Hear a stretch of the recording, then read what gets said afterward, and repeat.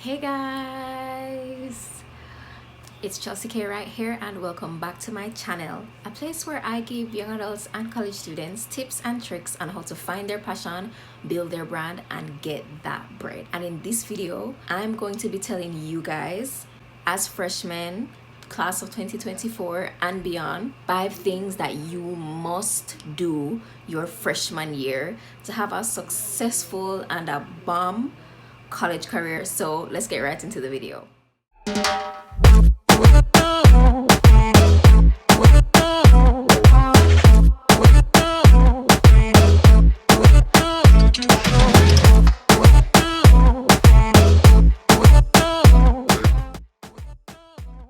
So the first thing you want to do freshman year is join professional organizations related to your major, or related to your field, or related to your career in general. Using me as an example, I came to college, I go to a STEM related college, STEM college, engineering college, and I'm studying industrial engineering. So once I switched my major in freshman year, I immediately joined the Institute for Industrial and System Engineers. I think that's what it's called, IISE. And okay, my motivation was to get those scholarships, but they have really great benefits. So there's courses, I got a monthly magazine, I got connected with different mentors in the field, which is industrial engineering, and I realized that there's so many different career paths within my field, and one can do with my major.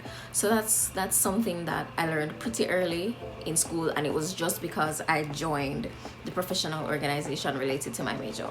So that's one thing. There are numerous organizations that you can join that aren't necessarily related to your major per se, but they encompass your major. So for example, for me, I joined NSBE, National Society of Black Engineers. So because I'm Black, I'm an engineer or studying to become an engineer, I was able to join. So you want to look for organizations like those. So not necessarily for your specific major, but it's something that you also fall under. Another professional organization that I joined was the Society of Women Engineers, and that was great because they do have scholarships as well, and it gave me a different community. So the National Society of Black Engineers was just my black engineer friends, and Society of Women Engineers were my women engineer friends. So they have some overlap, but you're exposed to different types of people and different groups of people that you are associated with, and I found that pretty cool and pretty interesting, and it helped me to make friends. So join professional organizations, guys, join them. They're not expensive at all. I think the most I paid per year for a professional organization was about $40, and that was great because I got a scholarship. I think for 2 out of the 3 professional organizations that I am in, I've gotten scholarships from.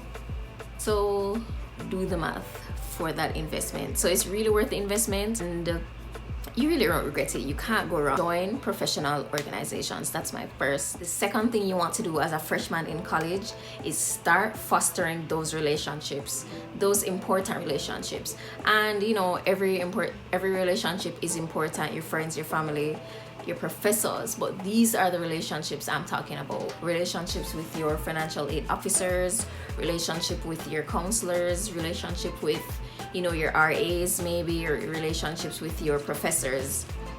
These are going to be really important as you ascend into your college career, because after college you might need recommendations for grad school, or you might need recommendations while in college for scholarships or for different honor societies, stuff like that. So you want to ensure that you're fostering these relationships and starting to build them as you enter your freshman year. I'm not saying that you should be not genuine about it. Ingenuine, I think that's what it is. I don't know. But not saying you should be fake, like don't be fake, but find professors that you really are interested in, go to their office hours, talk to them, ask about what they're doing outside of school, if they're working on any research. So if it's a course that you're really interested in and you actually have questions, then don't be afraid to go beyond what is being taught in the class. Go to their office hours, talk to them, because they're regular people, they're normal people, and for any relationship it takes time to build and grow it. So you should start growing those relationships from now. So that's with your professors. Grow relationships with your financial aid officers. For me, I have a very special relationship with my financial aid officer, and they know that if anything should ever pop up as it relates to scholarships, I should know, because I'm the first one they think of, because I'm so like just consistently talking with them and like letting them know that, hey, this is what's happening and this is what I need. Your net worth is your network. The value of your net worth is the value of your network. So there's so many things that can happen through just different links and different relationships. So the more relationships you have that are genuine and actually good, then just the better your life will be, honestly, and the better and maybe easier your college career will be. So I definitely say start fostering those relationships from now, because they're never too late to start fostering and like growing. The third thing that you must do, if you don't do anything else, make sure you do this. You must do this your freshman year, is talk to upperclassmen. Get a couple upperclassmen friends. Talk to those sophomores, those juniors, and maybe even seniors. You want to ensure that your friend group or even your acquaintances are very diverse, a diverse set of people from different backgrounds, but especially different like levels. There's levels to this. There's levels to it, right? And the reason why I say that is because upperclassmen, they know the ropes. They know the ropes. They know which professors are the hardest professors. They know which courses go well with which other courses. They just know. They even know stuff like, what the best spots are to get lunch on campuses. They just know a lot of stuff. And you need to be having a few upperclassmen friends, even if you want to reach out to them as mentors. Get friends, get mentors that are upperclassmen, because you will not regret it. For example, me, I have a couple friends that are upperclassmen a few years before me. They're in my major, and they have taken the classes that I am either taking now or are going to take. So they are telling me, okay, hey, you need to take that course with that professor because I had them and I aced that class. Or make sure you don't take those two classes together, because those two classes are death. And that's the kind of advice you want. So you want to make sure that you have a few upperclassmen in your corner, so that when it comes time to register, make certain decisions, join certain societies or organizations, you can kind of ask around and get feedback, because believe it or not, they're seasoned. They know the ropes, and they will be more likely and more capable of helping you than basically anybody else. So you want those upperclassmen in your. The fourth thing that you want to do freshman year is get involved. Get involved. Don't be all down in your books all the time in freshman year. You want to have balance, however.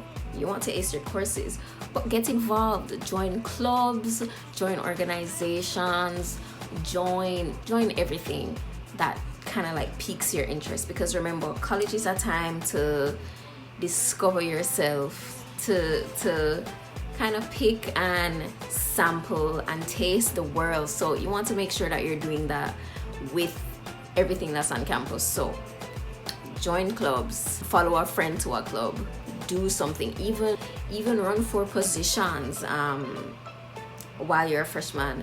What I did was I kind of like waited until it was my second semester in freshman year, and then like I applied for different positions and like I got them, and it was really good. And it's kind of you can use that experience you had as a freshman as leverage to do other things, because a lot of people wait until they're older to do certain things on campus, and if you can do them as a freshman, why not do them?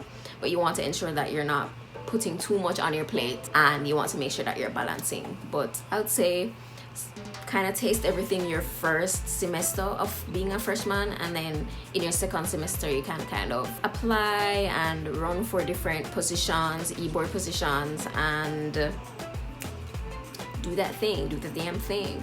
Another thing I would say you should do as a freshman is look in to those on-campus jobs. Yeah, those on-campus jobs, those jobs or those positions in different clubs that will get you paid or get some of your tuition waived. Did you know that some student organization e-board members do not have to pay full tuition?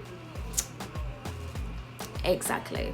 I didn't know up until recently, and it's not for every school, but it does happen in some schools. So you want to research and see if that's something that your school does, and then work towards that from freshman year. You also want to look into being an RA if that's something you might be interested in. RAs are basically resident assistants, and they are kind of like the persons who live in the dorms and oversee all the dorm activities. They get free housing and I think food. Don't you want free housing and food? That's like a big chunk of your tuition, especially if housing is on-campus housing is necessary. Like, girl, don't you want that? So these are some of the resources and opportunities that you need to take advantage of that may be on your campus, that, you know, may give you a little bit of extra money and extra change. So you want to get in, you want to get involved as much as possible, and if you can, find some ways to profit off of it. The fifth thing you must do as a freshman to completely crush college is seek out friends that are your class standing and that are in your major or are taking the same classes as you are. Okay? Seek them out now. Why? Like, this has been one of the things that has helped me out so much. Why? Because we were able to take the same classes together, so that meant that our work was kind of like split into 5, because I think there were 5 of us in our like study group. It was split into like 5, and we literally got the same work and would have just done the homework in probably 20 minutes, because each of us would have kind of like helped each other on it, versus taking a couple hours to get that same thing done. Exactly. So find people who are in your major, in your class standing, so that you guys will be doing the same type of courses at the same time, and you'll basically always have a friend in class.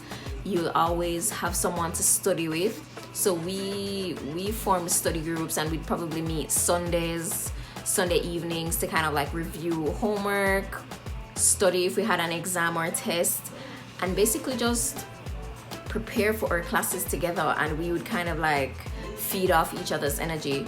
So you don't want to be in a study group with Michelle, and Michelle is over there killing it, and when you go to study group, you're basically unprepared. Like, no one wants to feel like that. So they always hold you to a higher standard, and they basically make you want to be a better student. So that's what we all really need, and it really can't hurt you. So get friends in your major that are taking the same courses as you, and form study groups, and just ride them out, ride the classes out together, because it will really make the difference. So guys, that's it for the video. I hope you guys really enjoyed that video. These are things I wish I knew freshman year. It would have saved me a lot of time and set me up for a greater and maybe faster success in college. Remember to like, comment, and subscribe. Share this with a friend. Share this with somebody you know is going to college soon, because you know they need it, because you needed it. So until next time guys, like, comment, and subscribe, and I will see you in my next video. Bye.